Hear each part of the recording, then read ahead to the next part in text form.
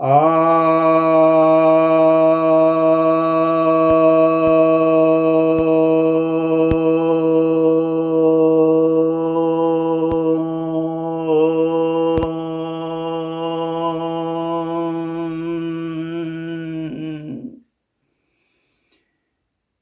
भक्तजनों को सप्रेम नमन।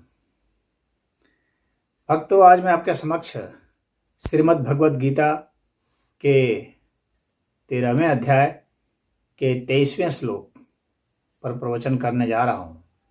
श्री भगवान उवाच, श्री भगवान कहते हैं, या एवं वैति पुरुषं प्रकृतिं च गुणेशः सर्वथा वर्तमानोऽपि न स भूयो अभिजायते। अर्थात जो इस प्रकार से पुरुष को, प्रकृति को, पुरुष अर्थात आत्मा, प्रकृति को और उसके गुणों के साथ जानता है, वह हर प्रकार के बर्ताव को करके इस जन्म को फिर से ग्रहण नहीं करता, यानी उसका पुनर्जन्म नहीं होता।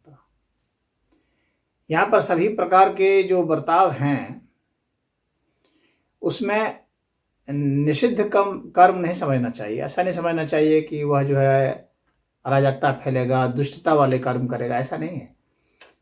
भले यहाँ पर सभी प्रकार के बर्ताव की बात की गई है, लेकिन उसका अर्थ जो है अच्छे कर्मों से ही है। तो अच्छे कर्मों को वह करेगा, शास्त्र में जिन कर्मों की आज्ञा दी गई है उन कर्मों को करेगा, जो साधु संत बताते आए हैं उन कर्मों को करेगा, जो सत्कर्म हैं, नैतिक कर्म हैं, अच्छे भले कर्म हैं, सबके हित के कर्म हैं, वैसे कर्मों को करेगा। तो यहाँ पर यह कन्फ्यूजन नहीं होना चाहिए। और पुरुष आत्मा के विषय में जो पिछले श्लोकों में और अब तक बताते आए हैं भगवान, तो बता रहे हैं कि उस तरह के उस कहाँ पर आत्मा कैसी है और उसकी क्या पृथकता है। जब मनुष्य सोचता है कि वह अकर्ता है, जब उसको जान जाता है व्यक्ति जो है, अर्थात उसको बोध जो हो जाता है, व्यक्ति जानने की को कहते हैं, लेकिन वह जानना जो है इस मन के जरिए जानना नहीं है, बल्कि वह आत्मा को आत्मा के जरिए जानना है, यानी वह आत्मदर्शन है।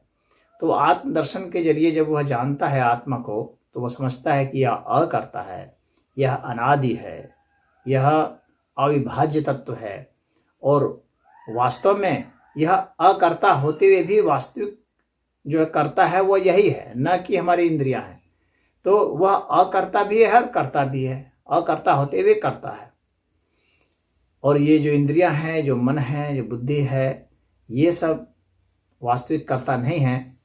जो हमारा अहंकार है, अंतःकरण है, ये सब वास्तविक कर्ता नहीं है।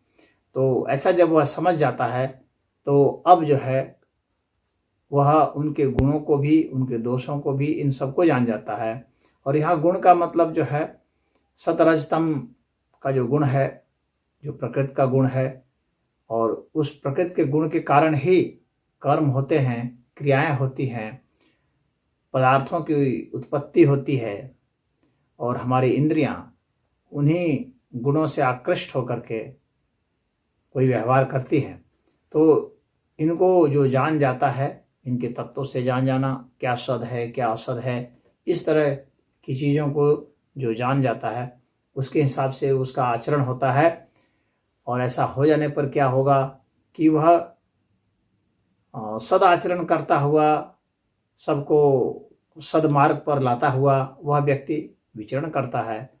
वह सब कुछ करता है, खाता है, पीता है, उठता है, बैठता है, हर प्रकार के आचरण व्यवहार को करता है। निषिद्ध कर्म को यहाँ पर समझना चाहिए कि वैसा नहीं करता है। कोई भी ज्ञानी व्यक्ति जो है, कोई भी भक्त है, कोई भी योगी है, वह निषिद्ध कर्मों को नहीं करता है। उसमें वह प्रेरणा होती ही नहीं है, वैसी कामना होती नहीं है कि उन कर्मों को करे। तथापि वह जो अच्छे कर्म होने चाहिए उन सभी को करता है, सबको सन्मार्ग पर लाता है। ऐसा करते हुए वह न स भूयो अभिजायते, वह जो है पुनः उत्पन्न नहीं होता। हम उत्पन्न अपनी कामनाओं के कारण ही होते हैं। तो जब उनकी कामना नहीं रह गई, हम अपने कर्तापन की भावना के कारण उत्पन्न होते हैं। जब वो समझ जाता है कि अकर्ता है, सब जो कर्म है वह अकर्ता ईश्वर हैं और वही वास्तव में करता है, अकर्ता होते हुए भी करता है, तो वे परमेश्वर हैं। तो इस चीज़ को जब वह जान जाता है तो वह सिर्फ समझता है कि मैं वह अंश मात्र हूँ, एक माध्यम मात्र हूँ, मात्र हमारे से ही कर्म नहीं होंगे। किसी भी कर्म के होने में असंख्य कारक शामिल होते हैं और असंख्य कारकों में से किसी एक को कर्ता कह देना भी न्यायपूर्ण नहीं है। और वे जो कारक हैं उनके पीछे जो प्रेरणा है, वास्तव में वे कारक आखिर क्यों गति करते हैं जिसके कारण कोई कर्म होता है, तो वह परमात्मा की प्रेरणा से गति होती है। इसलिए परमात्मा ही वास्तव में करता है, वे ही इसके प्रेरक होने के कारण वे ही इसके करता है। इस बात को जब वह जान जाता है तो फिर उसका जन्म नहीं होता है, वह मोक्ष अवस्था को प्राप्त करता है। वह परमात्मा के साथ एकाकार हो जाता है। उसका आकर्षण इस दुनिया के प्रति अब ऐसा नहीं रह जाता है कि वह इसमें उत्पन्न होने की फिर कोई बात सोचे, क्योंकि जब उसका आकर्षण ही नहीं है, जब उसमें कुछ होना नहीं चाहता है, कुछ बनना नहीं चाहता है, तो फिर उसका आवेश इससे तटस्थ हो जाता है। इन पदार्थों से, इन ऊर्जाओं से उसकी कोई आसक्ति नहीं रह जाती है, कोई आकर्षण नहीं रह जाता है।